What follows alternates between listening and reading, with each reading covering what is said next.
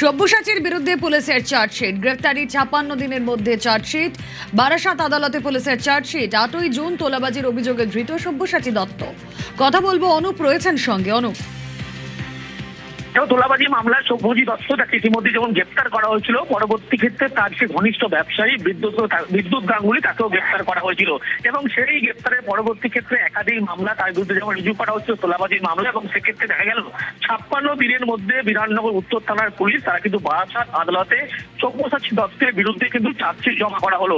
এবং সেখানে বলা হচ্ছে যে ৮ই মূলত জুন যখন লক্ষ্য করা যায় সব্যসাচী দত্ত মূলত বিধাননগরের যে ব্যবসায়ী তার বিরুদ্ধে কিন্তু লিখিত অভিযোগ দায়ের করেছিল এবং বলা হয়েছিল এই বিপুল পরিমাণ টাকা তার থেকে দেওয়া হয়েছিল।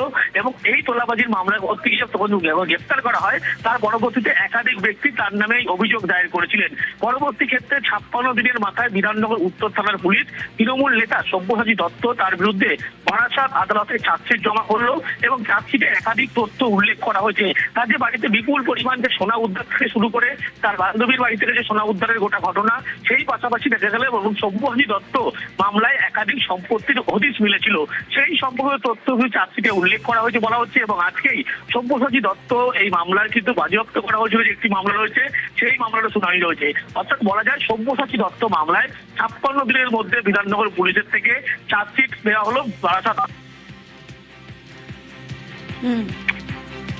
ওকে।